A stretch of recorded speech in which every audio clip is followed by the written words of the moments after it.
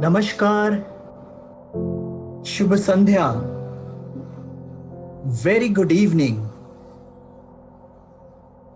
आप सबका स्वागत है आज के इस विशेष, अति विशेष वेबिनार में, जहां पर हम बात करेंगे हमारे पितरुओं की, जहां पर हम जानेंगे कि क्या पितृ और वास्तु का कोई संबंध है।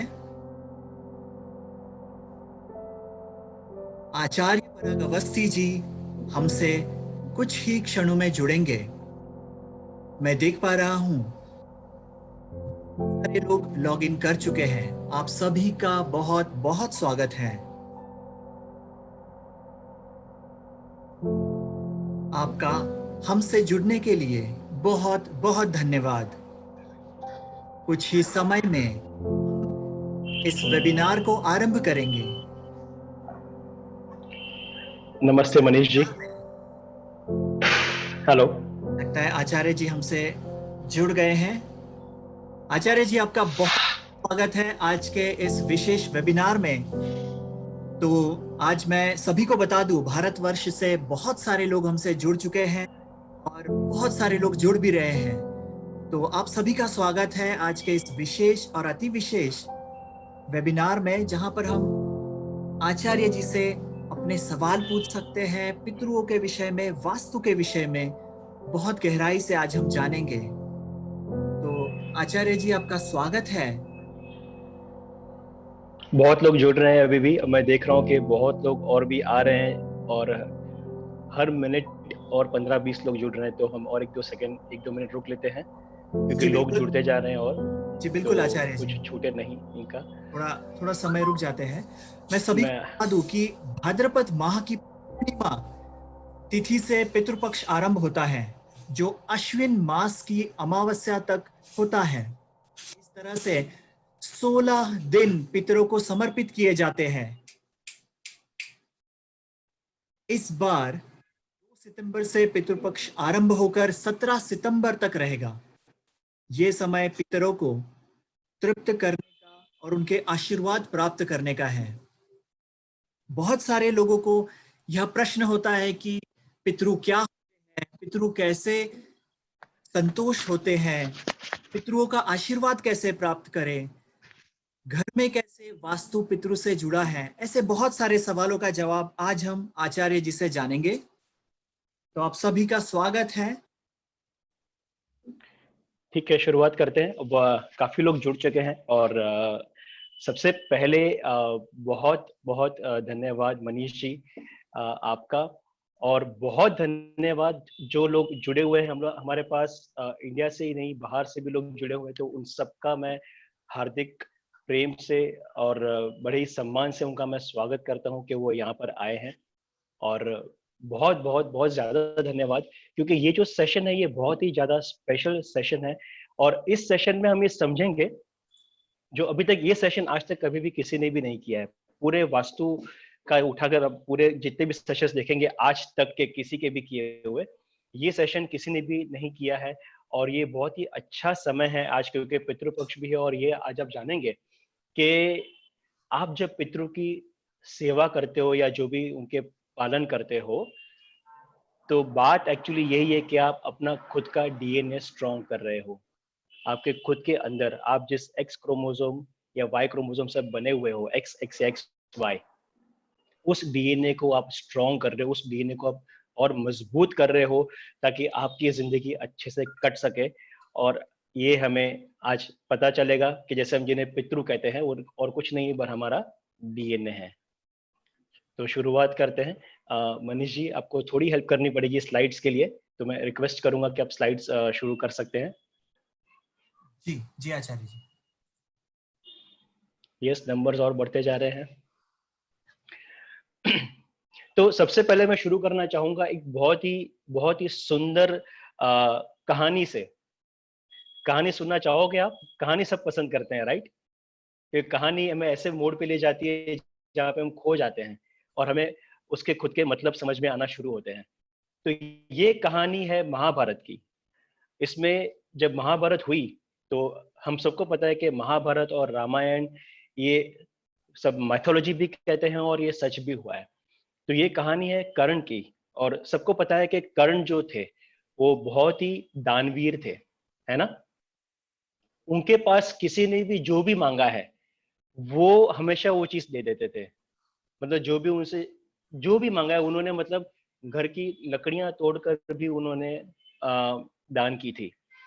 तो हुआ साहब ये कि जब वो गए ऊपर, जब उनका देहांत हो गया कर्ण का, द मोस्ट पावरफुल, तो वो जब भी गए तो उन्हें ऊपर खाने के लिए, पितृलोक में जहाँ पे वो गए थे, तो उनको खाने के लिए उनको सोना और चांदी और बाकी सारी चीजें उनको मिली। तो उन्होंने पूछा कि अरे मैं इससे खाना कैसे खाऊं, ये सोना चांदी और ये सब जो है इससे ये थोड़ी मैं खाना खा सकता हूँ। तो उनको ये बताया गया कि आपने तो जिंदगी भर यही दान किया है, तो आपने जो दान किया है ये आपके सामने आ गया है। तो उन्होंने कहा कि ये क्या होता है।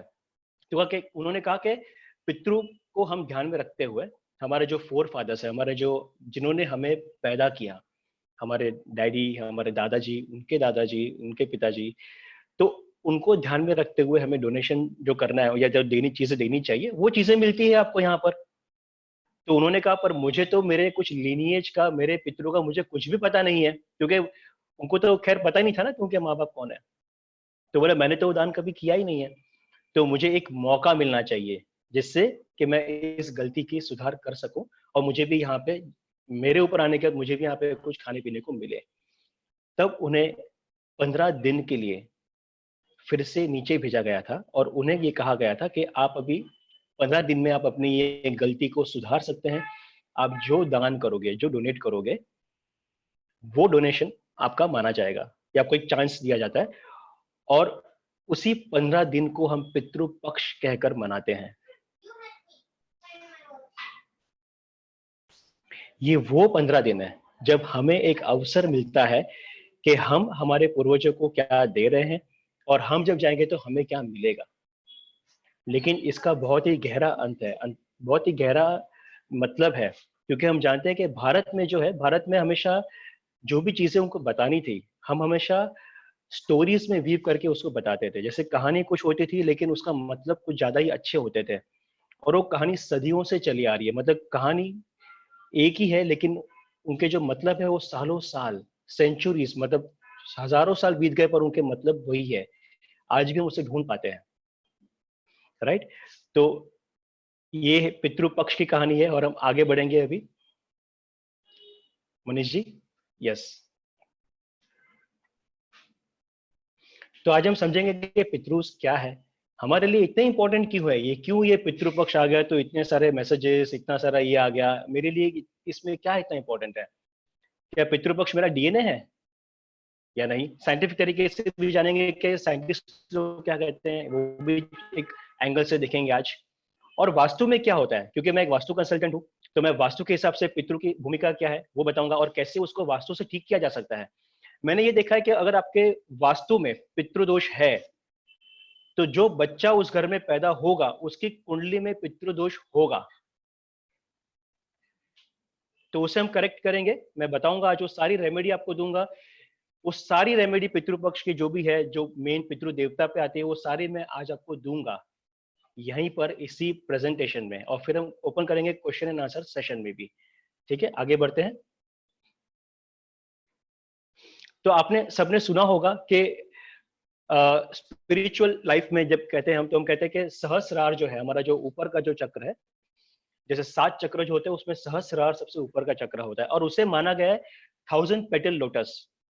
जो लोटस है उसकी 1000 पेटल मानी गई है, या हम कहेंगे कि विष्णु की 1000 आंखें, या 1000 पेटल लोटस। ये जो 1000 पेटल लोटस है ये और कुछ भी नहीं है, ये हमारी एनर्जीज है और कुछ भी नहीं है।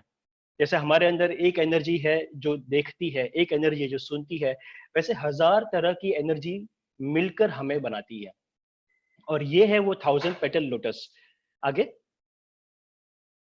और इन 1000 पेटल लोटस में से जो मुख्य है, जो इंपॉर्टेंट है, वो है 45 पेटल्स। और ये 45 पेटल्स और कुछ भी नहीं है, ये 45 वास्तु पुरुष मंडला के 45 देवताज है।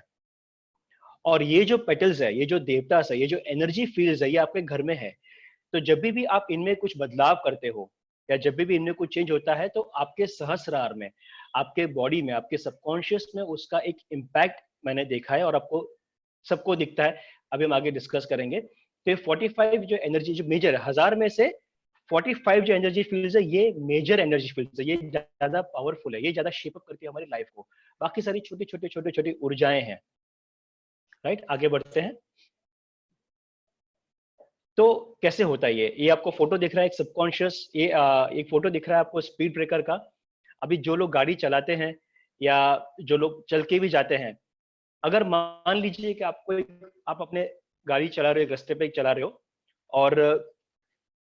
और आपको चलते चलते मान लीजिए कि फोन आ जाता है, या आप गाड़ी पे हो, ड्राइव करते करते आपको एक कॉल आ जाती है और आप कॉल पे बात करते करते एकदम मग्न हो गए और तभी स्पीड ब्रेकर आता है। तो क्या होता है, क्या हम कहते हैं कि अरे एक काम करो, फोन रख दो साइड में, मुझे फोन आया है। फिर क्या हम अपने हाथ को बोलते हैं कि अरे भाई जरा तुझे क्लच घुमाना है, थोड़ा लेफ्ट में जा, या क्लच को बोलते हैं कि थोड़ा सा नीचे पुश करना है, या ब्रेक को बोलते हैं तो थोड़ा सा, मतलब एक स्पीड ब्रेकर के आते ही हमारे माइंड में कम से कम 10 से 12 फंक्शंस चलते हैं उसी एक मोमेंट पे। तो ये कैसे होता है? क्योंकि हमारा जो कॉन्शियस माइंड है, हमारा जो माइंड जो हमें बताता है कि ये करना है वो करना है, वो तो ये सारे इंस्ट्रक्शंस मैनुअल में नहीं दे रहा है कि किताब में लिख के दी जाए कि जब भी स्पीड ब्रेकर आएगा तो ये कर लो, ये कर लो, और ये स्टेप बाय स्टेप करना है, पहले ये करना है, बाद में ये करना है। ऐसे करेंगे तो तब तक स्पीड ब्रेकर आके चला जाएगा। राइट, लेकिन होता क्या है कि सबकॉन्शियस माइंड, हम फोन पे बात कर रहे हैं, हमारे बगल में कोई बैठे हुए हैं, हम उनसे भी बात कर रहे हैं, हम यहाँ वहाँ देख रहे हैं, लोग चल रहे हैं, हमें पता है कि क्या हो रहा है, और उसी साथ साथ में हमारा सबकॉन्शियस माइंड ऑटोमेटिकली ब्रेक लगाता है, क्लच लगाता है, गियर चेंज करता है, वो सारी 10-12 चीजें वो खुद ही कर लेता है और स्पीड ब्रेकर आराम से हम पार कर लेते हैं, है ना? यस। तो ये कैसे होता है? ये इतना सिस्टमैटिकली कैसे काम करता है ये? आइए देखते हैं। तो सबकॉन्शियस माइंड की जब हमने बात करी, तो हर एक चीज जो होती है सबकॉन्शियस माइंड पे ही चलती है। जैसे मान लो कि आप किसी को मिले, तो आपको पहले 3 सेकंड में ये समझ में आ जाता है कि ये बंदे, या तो आपको बहुत ज्यादा पसंद आ जाएगा वो बंदा, या आपको चिढ़ आ जाएगी उससे कि नहीं, इससे मुझे बात नहीं करना है। होता है ना आपके साथ, हुआ है ना? है ना? कि हमें देखते कभी कभी जिससे किसी नए आदमी को हम जैसे मिलते हैं तो हमें लगता है कि ये बहुत ही अच्छा आदमी है, इससे मैं और बात करूंगा थोड़ा सा, या इससे मुझे नहीं, इसकी एनर्जी अच्छी नहीं, मुझे इससे बात नहीं करना है।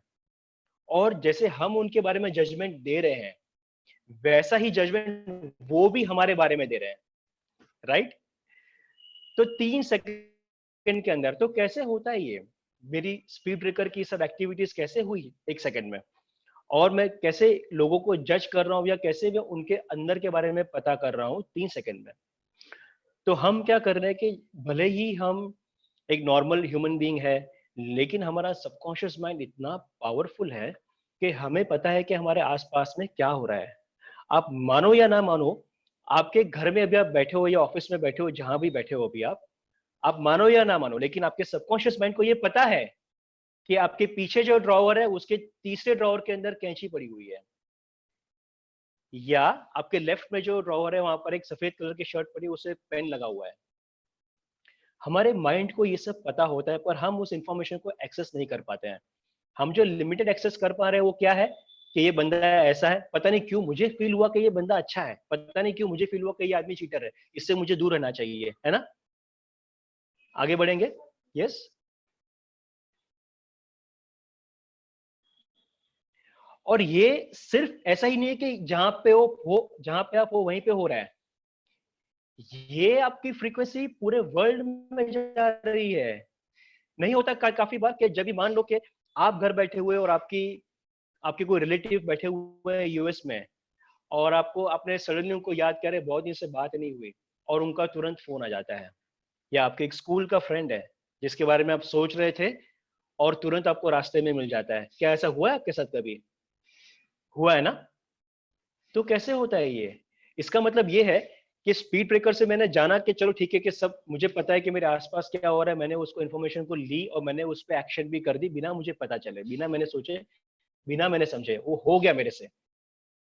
दूसरा, कि जब मैं किसी को देखता हूँ, कुछ करता हूँ, तो मुझे पता चल जाता है कि इसकी एनर्जी कैसी है, इसकी वाइब कैसी है, और ये आदमी कैसा है।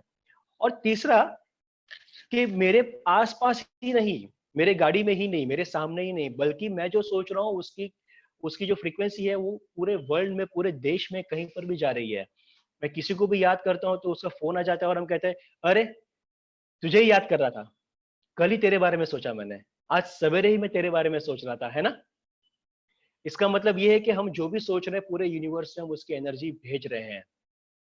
तो क्या इसका मतलब ये है, क्या मैं इसका मतलब ये बताऊं आपको क्या, कि मान लो कि आपको आपके रिश्तेदारों से या आपके फैमिली मेंबर से प्यार नहीं मिल रहा है, तो क्या आप वो एनर्जी भेज रहे हो कि मुझे प्यार मत करो?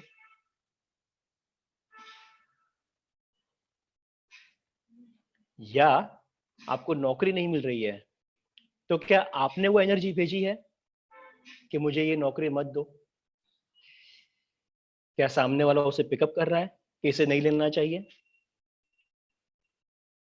या आपके बिजनेस में आपकी पेमेंट रिकवरी नहीं हो रही है, पैसे नहीं आ रहे हैं, आपने काम तो कर दिया, मेहनत कर दी, पर उसके पैसे नहीं आ रहे हैं, तो क्या आपने उसको कहा है सबकॉन्शियसली कि मुझे अभी पैसे नहीं चाहिए?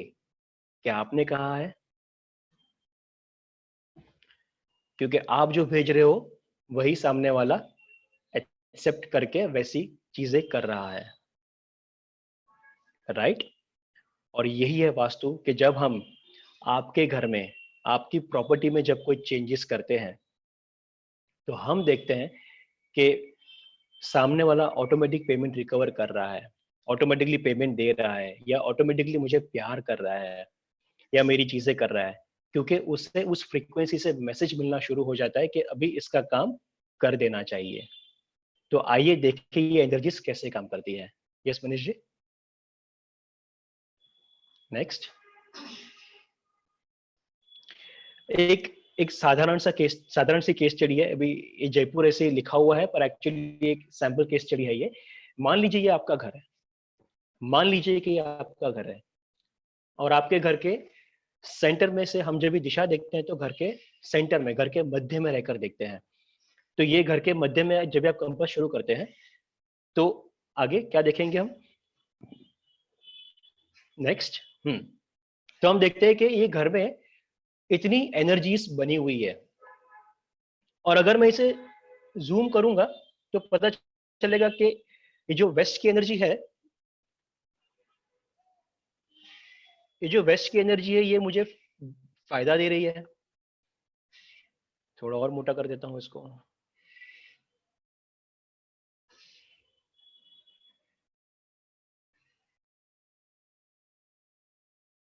या ये जो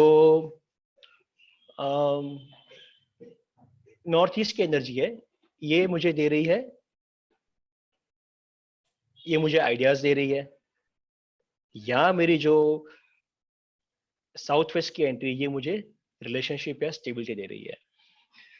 तो ये अलग अलग एनर्जीज हमारे इसमें है, पर क्या हम इसका फायदा उठा पा रहे हैं ताकि लोग हमारे साथ वो व्यवहार करें जो हम उनसे एक्सपेक्ट करते हैं?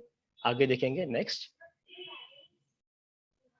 क्योंकि इसमें एक एनर्जी पितरों की भी है, हम आएंगे भी उस पर।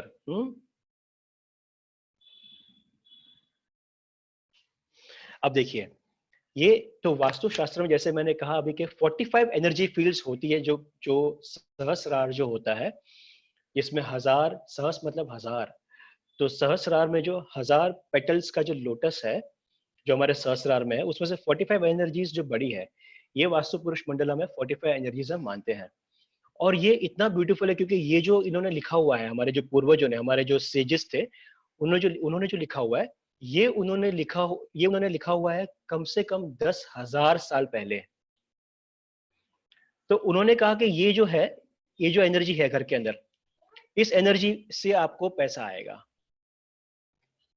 या ये जो एनर्जी है, मतलब अगर मैं आपको कहूं तो आपके घर के अंदर ये जो कोना है, ये कोना जो हमने डार्क ब्लू मार्क किया है और अभी मैंने सर्कल किया है, आपको अगर घर में इम्यूनिटी आनी है, अगर घर में हेल्थ अच्छी होनी है, तो वो इसी एनर्जी से आएगी। यहाँ पर जो भी 2 स्क्वायर फीट का एरिया है या 1 स्क्वायर फीट का एरिया है, उसी स्क्वायर फीट से आपकी इम्यूनिटी बिल्ड होनी है, चाहे आपकी हो, चाहे आपके बच्चों की हो, चाहे आपके वाइफ की हो, चाहे आपके पेरेंट्स की हो, जो भी इस घर में रह रहे हैं। या ये जो दिशा है, ये जो घर के अंदर जो मैंने अभी रेड मार्क किया है, ये दिशा आपके सपोर्ट की है, मतलब कि मुझे जब किसी का सपोर्ट चाहिए तो इस दिशा में अगर गड़बड़ है, इस एनर्जी में, इस एनर्जी को रोग कहते हैं। अगर यहाँ पर कुछ प्रॉब्लम है, अगर यहाँ पर कुछ भी गड़बड़ है वास्तव में, तो मुझे सपोर्ट जो चाहिए वो मुझे नहीं मिलेगा। मैंने देखा है कि जब भी मुझे लोगों ने कहा है कि हमें सपोर्ट नहीं मिला, तो इस दिशा में मैंने गड़बड़ पाई है। घर के इस कोने में जहाँ पे नॉर्थ वेस्ट लिखा हुआ है और N1 मार्क किया है हमने, यहाँ पर मैंने देखा है कि हमेशा कुछ ना कुछ तकलीफ थी, इसलिए उनको ऐसा लगा कि हम अकेले हैं, हमारी कोई मदद नहीं कर रहा है, हमारे क्लाइंट्स भी पैसे नहीं दे रहे, उसको पता ही नहीं कि मैं इतनी तकलीफ से जा रहा हूँ, मैं कहाँ से पैसे अरेंज करूँ, फिर भी वो पेमेंट नहीं दे रहा है, या मेरा भाई मेरी बात ही नहीं मान रहा है। वैसे ही पेमेंट रिकवरी की और एक एनर्जी भी है जो यहाँ पे है, जो पेमेंट रिकवरी लिखा हुआ है, नरिशर। जैसे नरिशर जो होता है ये हेल्थ भी देखता है कि हमारी बॉडी में जो पोषण होना चाहिए वो पोषण हमें यहाँ से मिलता है। हमें जब भी कोरोना वायरस हुआ था, जब भी कोविड-19 अभी जो हुआ, जो चल रहा है, इसमें हमने हमारे क्लाइंट को यहाँ पर इसी जगह पर रेमेडीज दी थी कि आपकी नरिशमेंट होती रहे और आपकी हेल्थ ठीक होती रहे। और बहुत ही अच्छे रिजल्ट्स मिले हम लोग को कि मतलब 10-10, 15-15 साल पुरानी बीमारियां भी निकल गई, जो हमें बाद में हमें पता चला जब उन्होंने शेयर किया कि ये करने से हमारे मतलब एनर्जी पहले से इतनी बिगड़ी हुई थी कि हम दवाई खा के जी रहे थे, लेकिन यहाँ पे 2-3 चीजें की तो हमारी हेल्थ ठीक हो गई। और हम बातें हैं पते की बात पर, जो ये जो साउथ वेस्ट आप देख रहे हो पीले कलर में मार्क किया हुआ है, ये जो कोना है साउथ वेस्ट में, ये जो एनर्जी है, ये एनर्जी पितरों की एनर्जी है, जो वास्तव में जिसे पितरों की एनर्जी कहा गया है। और ये पितृ है क्या पर, ठीक है पितृ की एनर्जी है और हम बोल रहे हैं पितृ पक्ष है, पितृ है, पर पितृ ऐसा क्या है इस एनर्जी में, ऐसा क्या है यहाँ पर कि मुझे ये एनर्जी स्टेबलाइज करना बहुत जरूरी है। और इस पीपीटी में इस एनर्जी पे जैसे जो मार्क किए 225 से लेकर आप लिख सकते हो अभी। वैसे जो भी सेमिनार में आता है उनके पास होती है पेपर, मैं हमेशा बताता हूँ 225 टू 235 क्वेश्चन आंसर सेशन में भी बता दूंगा मैं। 225 आपके घर के सेंटर पे खड़े रहकर आप जब भी कंपास ऑन करेंगे तो कंपास में जहां पर भी 225 से 235 225 टू 235 डिग्रीज जहां पर भी आएगा, वहां पर पितरों की एनर्जी है आपके घर के अंदर, ठीक है।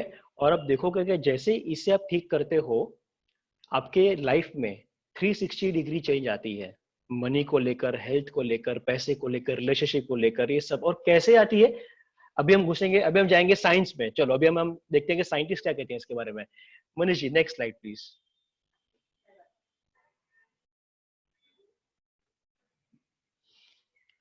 तो ये पितृस है क्या, ये आप देखोगे अब यहाँ पर इस पितृस में ये ये जो स्ट्रक्चर है डीएनए का स्ट्रक्चर है। हमारे अंदर जो डीएनए होता है एक्स एक्स क्रोमोसोम वुमेन औरतों में होता है और एक्स वाई क्रोमोसोम जेंट्स में होता है या मेल में होता है, मेल और फीमेल। ये एक्स वाई क्रोमोसोम कहाँ से आते हैं हमारे पास, सबको पता है कि ये हमें हमारे माता और पिता से मिलते हैं, राइट। और उनको कहाँ से मिले, उनके माता और उनके पिता से। और उनको कहाँ से मिले, उनके माता और उनके पिता से, करेक्ट। तो ये जो डीएनए है, साइंस कहता है कि सात सात आपके मॉम डैड जो होते हैं, सात मतलब आपके फादर के फादर के फादर के फादर के फादर के फादर के फादर, 7 जनरेशंस के इसमें आपके बॉडी में जो एक्स वाई जो क्रोमोसोम्स है, जो डीएनए है, तो 7 मॉम एंड डैड उनके इसमें ट्रेसेस पाए गए हैं। मतलब जब भी डीएनए ओपन करेंगे तो वो ये पता कर सकते हैं कि आपके डैडी कैसे थे, आपके ग्रैंडफादर कैसे थे, उनके उनके उनके भी उनको ट्रेसेस मिलते हैं, वहां तक ट्रेसेस मिलते हैं। तो वो कैसे थे, उन्होंने क्या किया क्या नहीं किया, और वो आप ऐसे क्यों हो, क्योंकि वो ऐसे थे। तो ये डीएनए यही बनकर हम आए हुए हैं। और क्या कहता है ये डीएनए, आगे बढ़ेंगे मनीष जी। ये आप देख सकते हो कि मैंने news.medical.net, ये मतलब ऑफिशियल एक साइंस की ये एक वेबसाइट है ये, जहां से मैंने ये स्नैपशॉट उठाया है। और आप देखोगे कि इसमें इन्होंने क्या कहा है, जो मैंने सर्कल किया है कि DNA is vital for all living beings. मतलब डीएनए बहुत ही जरूरी है हर इंसान के लिए, जिंदा रहने के लिए। इंसानों के लिए नहीं है, प्लांट्स के लिए भी जरूरी है। It is important for inheritance. Inheritance मतलब जो हमारे पास ऊपर से आया, हमारे माता पिता से हमारे पास आया, जो हमने इनहेरिट किया, जो हमने लिया। Coding for proteins. प्रोटीन्स एक ऐसी चीज है जो हर चीज को डाइजेस्ट करती है, हर चीज को स्ट्रेंथ देती है, हर चीज में प्रोटीन्स चाहिए होता है। तो ये कोडिंग फॉर प्रोटीन्स, यहाँ पे प्रोटीन्स मतलब कि हमारे जिंदगी में जीने के लिए जो हर चीज चाहिए उसका, वो हमें डीएनए से, हमें हमारे डीएनए में होता है, वो मतलब वो वहीं से आता है। And the genetic instruction, instruction मतलब कि हमें क्या करना चाहिए। आप जो ये कर रहे हो आज, और यही क्यों कर रहे हो, कुछ और क्यों नहीं कर रहे हो, वो जो इंस्ट्रक्शन है वो यहां से आपके डीएनए से आती है फॉर लाइफ।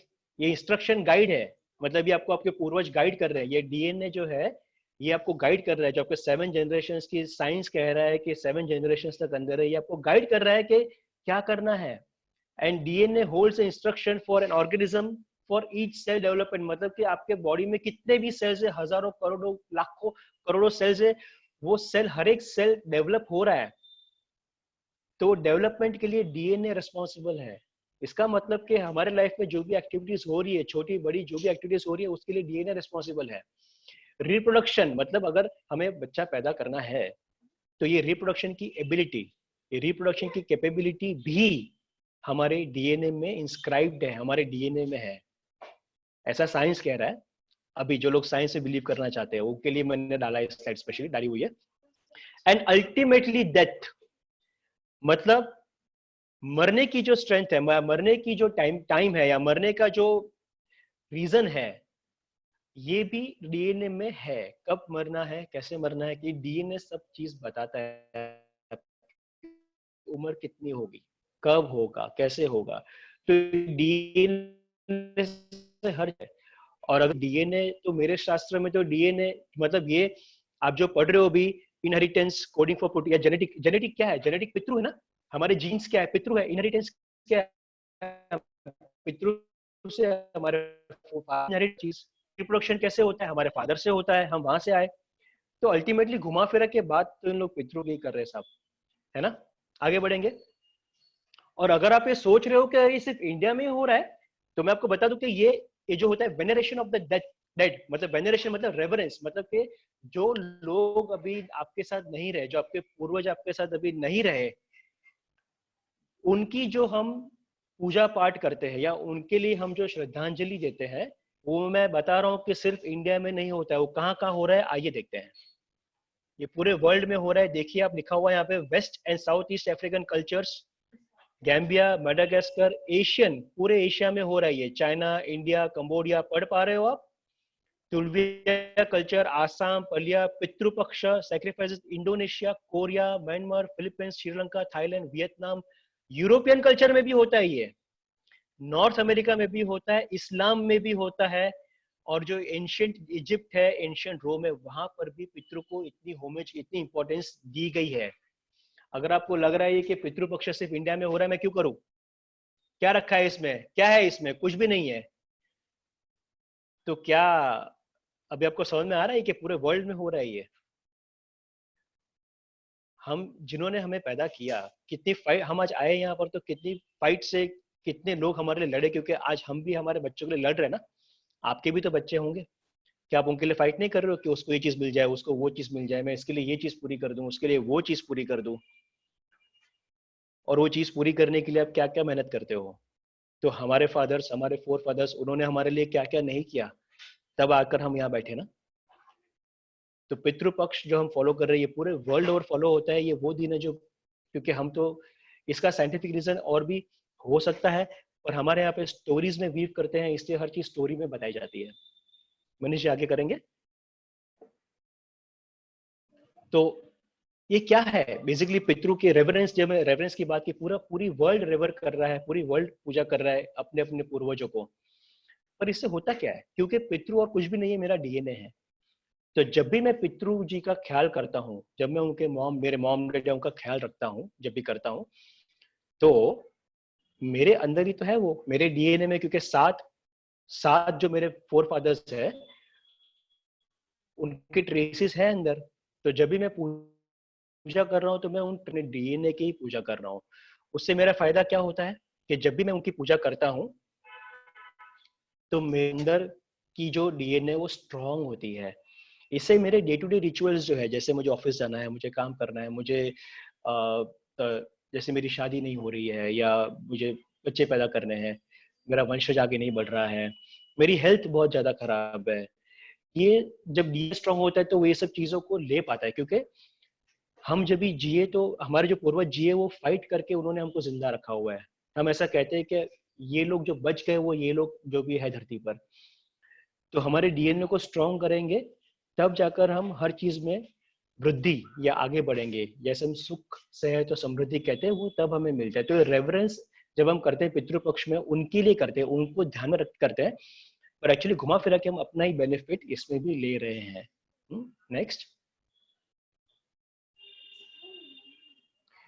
ठीक है, तो अभी हम आ जाते हैं कि अगर आप अभी आप देखोगे कि जैसे मैंने बताया कि आपके घर में आपने लिखा होगा अभी के 225 से, क्योंकि मैंने कहा था कि मैं रेमेडीज भी दे दूंगा यहाँ पर, तो 225 डिग्री से लेकर 235 डिग्री तक।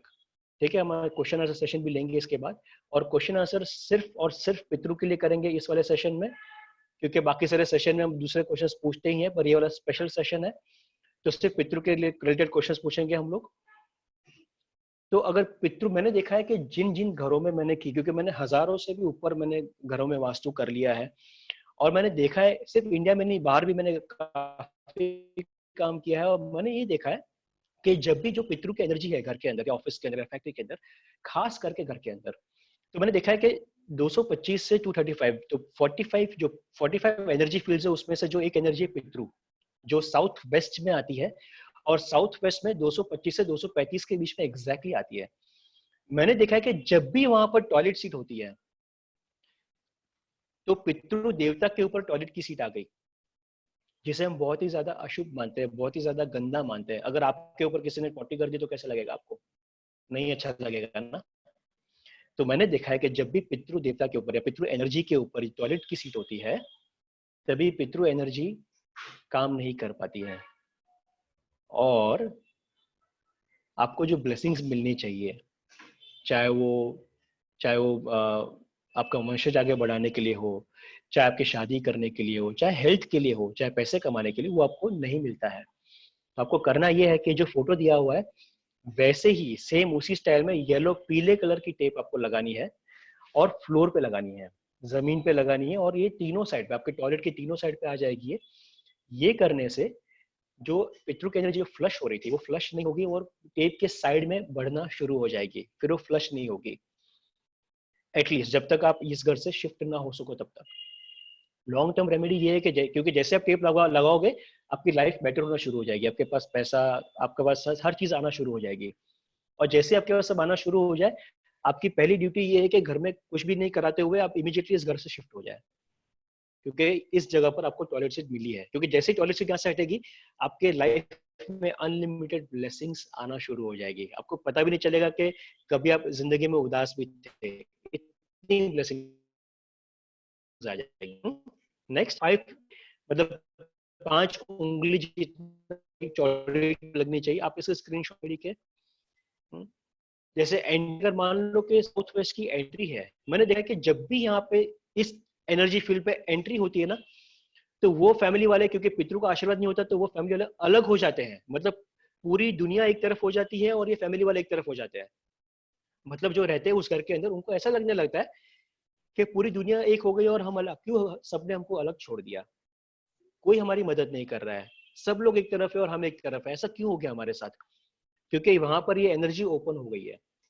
तो यहाँ पर अगर आपकी एंट्री है तो आपको एंट्री में आपको दिख रहा है कि ये जो ब्लैक कलर का है ये आपकी चौखट है, और इस चौखट के अंदर दरवाजा है, और दरवाजे और चौखट के बीच में, मतलब जहाँ पे दरवाजा बंद होता है लेकिन आपके घर के अंदर, वहां पे पीले कलर की टेप लगानी है, और ये भी 5 इंच चौड़ी होनी चाहिए। मतलब 5 फिंगर्स भी पकड़ सकते हो कि 5 उंगली जितनी चौड़ी होनी चाहिए, और ये आपके एंट्रेंस के दोनों साइड पे लगेगी, मतलब कि इस कोने से लेकर उस कोने तक उसको लगा सकते हो। तो इसके इफेक्ट आपके काफी कम हो जाएंगे, इसके नेगेटिव इफेक्ट, और पितरों का आशीर्वाद आना शुरू हो जाएगा। नेक्स्ट।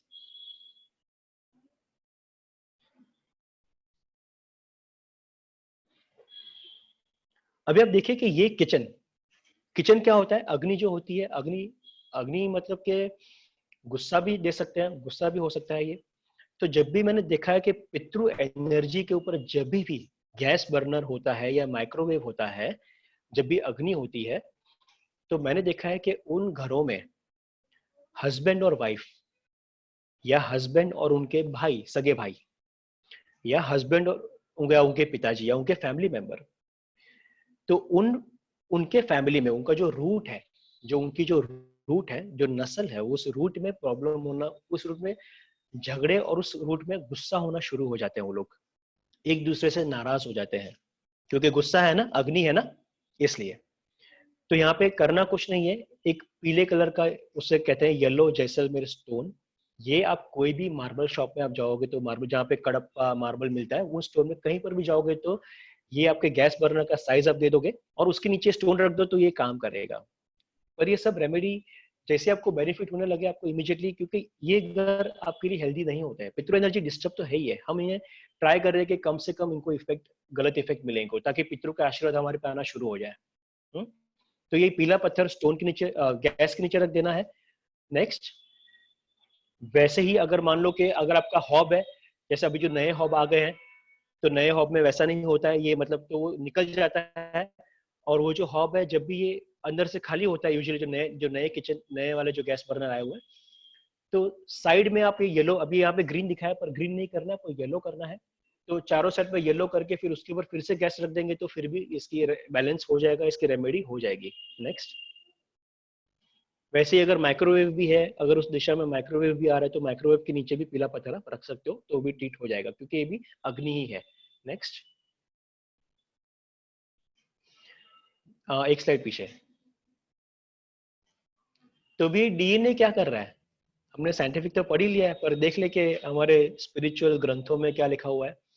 शादियां, जब शादियां नहीं होती है, हम कह रहे हैं कि हमारी बच्ची की शादी नहीं हो रही, काफी साल हो गए, बड़ी हो गई है लेकिन शादी नहीं हो रही है, क्यों? क्योंकि शादी के लिए ब्लेसिंग्स चाहिए होती है हमारे एंसेस्टर्स की। तो जब भी एंसेस्टर्स की ब्लेसिंग्स नहीं होती तो शादी नहीं होती है। चाइल्ड बर्थ, जब भी हमारे पूर्वजों की आशीर्वाद होते हैं तभी बच्चा पैदा होता है, क्योंकि वो सोल आपको चूज कर रहा है। वो वो सोल डिसाइड करता है कि मुझे कौन से माँ बाप चाहिए। और अगर फोर फादर्स की एनर्जी बैलेंस नहीं है तो चाइल्ड बर्थ भी नहीं होता है। शायद मैंने काफी केसेस किए हैं वैसे, जहाँ पे वो हमने टॉयलेट हटा ही दिया था, तो शायद पता नहीं वो लोग जुड़े हैं कि नहीं, भी वेबिनार में बोल रहे थे कि जुड़ेंगे। उनके घर में जुड़वा बच्चे भी हो गए, खुश है, बहुत ज्यादा खुश है उन लोग, जब हमने ट्रीटमेंट की थी इनकी। भाई भाई के आपस से बात करना, क्योंकि डीएनए है ना ये, तो डीएनए कौन है, हमारा सगा भाई, हमारे सगे भाई। और प्रॉपर्टी इश्यूज भी होते हैं कि प्रॉपर्टी बंटवारा कैसे होगा, तो प्रॉपर्टी के बंटवारे भी नहीं होते। जब भी यहाँ पे इस दिशा में प्रॉब्लम होती है तो प्रॉपर्टी के बंटवारे भी नहीं होते हैं। लीगल केसेस बहुत सारे आ जाते हैं, क्योंकि आपको तकलीफ ही नहीं है ना, तकलीफ हो रही है क्योंकि आशीर्वाद ही नहीं है, तो आप अकेले फाइट कर रहे हो। लेकिन हम जब भी खड़े होते हैं तो हमारे साथ पितरों की एनर्जी, पितरों की प्रोटेक्शन हमेशा होती है। लेकिन अभी आप अकेले हो तो लीगल केसेस बहुत बढ़ जाते हैं, क्योंकि सब लोग को सबकॉन्शियसली आपकी एनर्जी तो पता चली जाती है कि भाई ये ढीला है, इससे नहीं होना, चलो इसको दबोच लेते हैं। शिकार करने तो सारे निकले हुए हैं, जंगल का कानून लगता है ना हमारे ऊपर भी, तो लीगल केसेस भी बढ़ जाते हैं। हस्बैंड वाइफ की बॉन्डिंग जब भी ट्रीटमेंट करेंगे तो हस्बैंड वाइफ की बॉन्डिंग काफी ज्यादा बढ़ जाएगी। जब वो आपस में गुस्सा करते हैं या डाइवोर्स के केसेस आ जाते हैं, तो जब भी ये ट्रीटमेंट करते हैं तो उनकी बॉन्डिंग काफी ज्यादा बढ़ जाती है।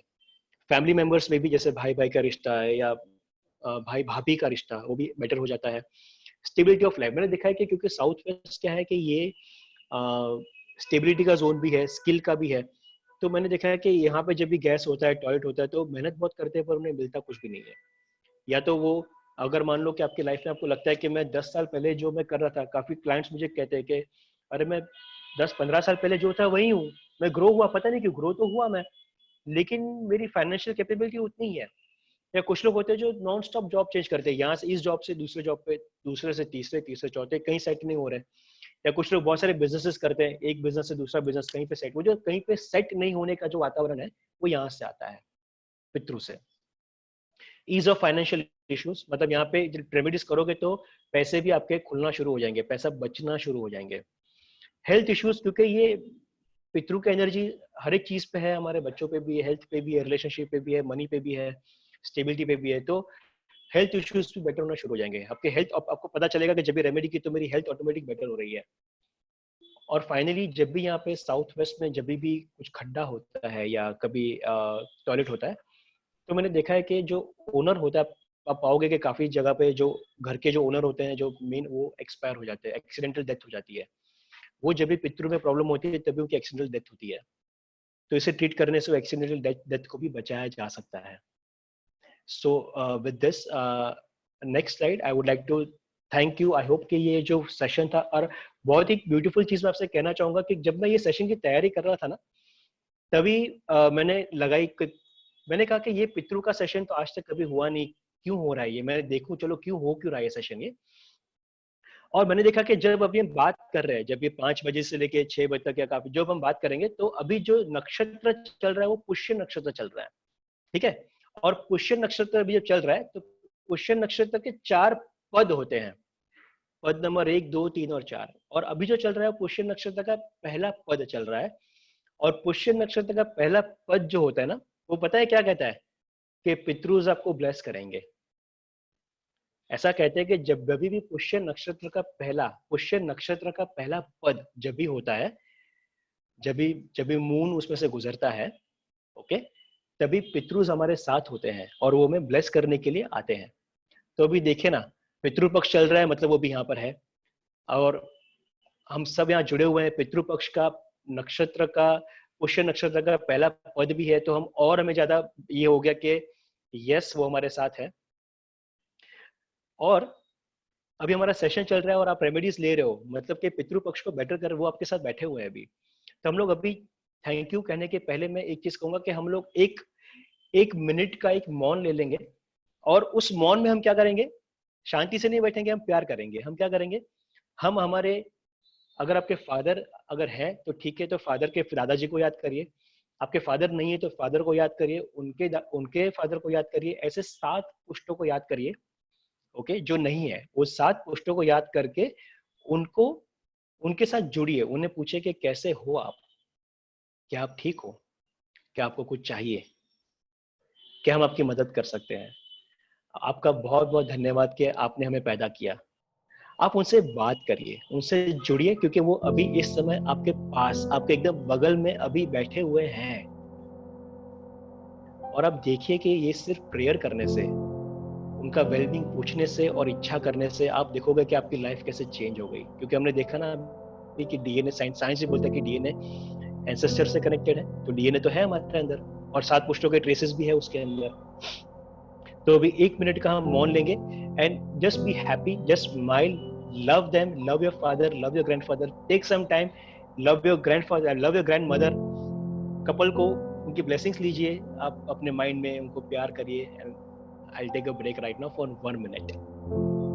I will also pray.